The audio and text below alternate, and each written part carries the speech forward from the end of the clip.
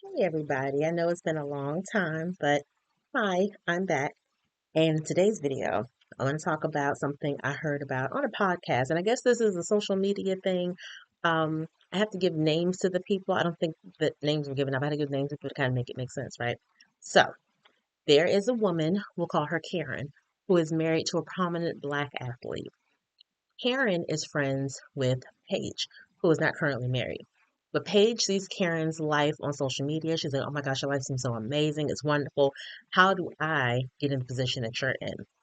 And so Karen decides to give Paige a 10-step uh, directorial on how to land a black athlete. And apparently, this was through text message, and apparently, these texts were leaked. So I don't remember all 10 steps, but I know one of them was basically be everything to that man starting in college is what it is. So start like maybe their junior year of college, really get in with them goods. When draft day comes when they're a senior, you're already right there and you've already kind of implanted yourself in their lives. Because like do everything for them so that they're dependent on you. Do their homework, do their laundry, cook their food, basically become an indispensable part of their life so they that way they have to keep you around all the time, right? Another tip was be wild in the bedroom. Use throat spray. Give them whatever they want, whenever they want, whenever, wherever was what she said.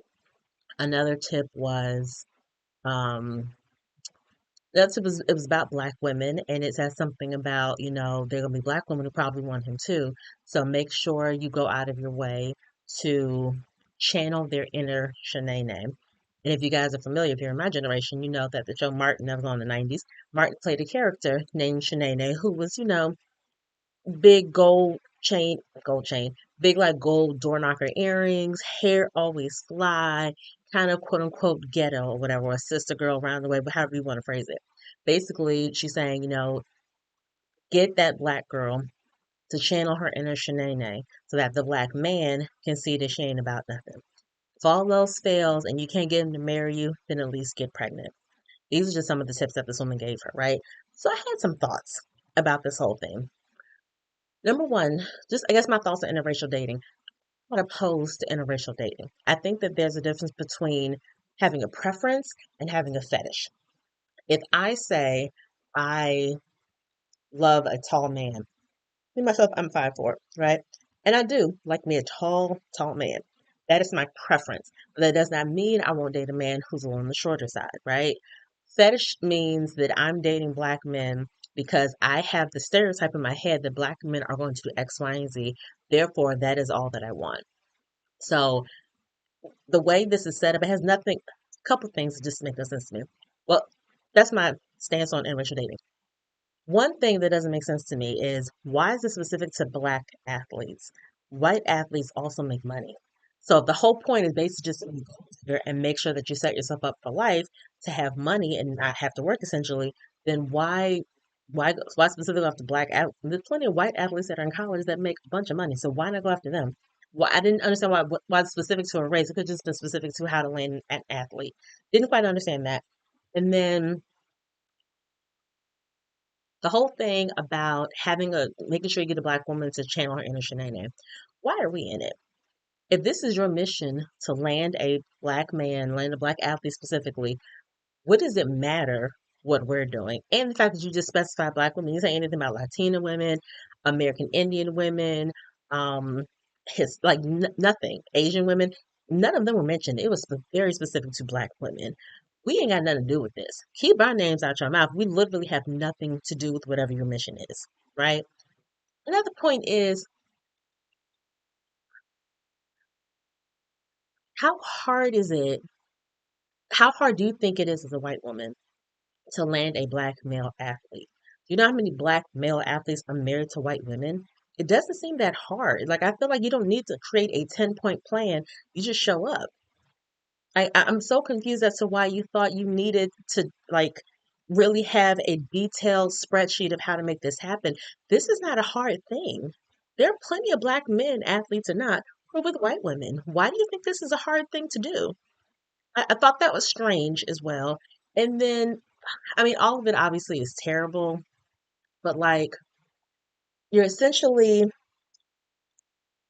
all the tips are about making yourself look good in the eyes of this man. It says nothing about this man as an individual, like learn what he likes, learn what he doesn't like. None of that's mentioned in there. It's basically treating the man, this black male athlete, as an assembly line product. Like all of these black male athletes want the same thing. They want a woman's gonna give them good sex, a woman's gonna look good on their arm, a woman's gonna do anything and everything to them. The problem with this is, let's say something happens to you. Let's say you leave because you find a richer, a richer athlete or a richer whoever, and you leave this man. Now this man is brought up not knowing how to do anything but play a sport because everything has been done for him. So now it's your fault that you've created this spoiled, entitled man who will now be some other woman's problem in the future. Set fair to your fellow women. Now we got to pick up the pieces and try to retrain this man that you have ruined because you did absolutely everything wrong for him, right? And then also on the point of the women, there's nothing in there about you as a woman being smart, finishing school. It talks about doing his homework. It's nothing about doing your own homework. It doesn't say anything about you actually bettering your life. So now, throughout this process, if you follow this line of thought, you have done nothing to carve a place for yourself. You've carved a place as his potential wife, as potential baby mama, but there's nothing about this woman doing anything to be valuable to herself. And obviously, if you're a gold digger, if that's like your judge, you don't really care about bringing value to yourself. You're thinking about the money. You're not thinking about, oh, let me be a good person and let me figure out a way to make this world a better place. Like none of that has crossed their minds at all. But it was just such an interesting conversation, such an interesting topic. And let me make sure that I wrote notes because I was like, huh, I don't quite understand all of this. It said treat him in like an assembly line. Um, yeah, I think I said, yeah, yeah. So I basically said everything I put on my notes. But I still don't understand. I thought it was just very interesting that text came out. Obviously, it came out because the person who was on this group text, and someone was a group text, was like, all of y'all wild, and I need to put y'all on Front Street because what are we talking about here? It The fact that we're in 2026 and people have this line of thought is freaking crazy to me. It really, really is. I guess I shouldn't, I was about to say why gold digger still a thing. I guess I shouldn't really ask that because obviously there's still men and women, athletes, influencers, all these people who are making way more money than they actually need and probably way more money than they're worth. So I guess it does make sense you have people who are still trying to get your money out of you. I get that. But I feel like there's supposed to be a plan B in place. Like if you go through all of this and you land this man, what if this man has some serious injury? He becomes addicted to alcohol and drugs, and now he ain't making no money, whatever. He loses his endorsements. He's lost his big salary. He wasn't good with his money because he trusted the wrong people. Worst case scenario, he loses his money, and now you're married to this broke athlete who you may or may not have kids with. But now where are you? Where's your plan B? At least get a degree, girl. At least finish college. If you meet this man in college, you want to go through this plan, fine. But don't assume that he's gonna make all this money you think you're gonna make. Have your ducks in a row as well. Get your business. Go to law school. Go to wherever medical school. Figure it out. But have something more for yourself. Like I want y'all to want more for yourselves than this. Because as a woman, obviously not as a white woman, but just as a woman in general, I was disappointed that these women are not valuing their own selves more.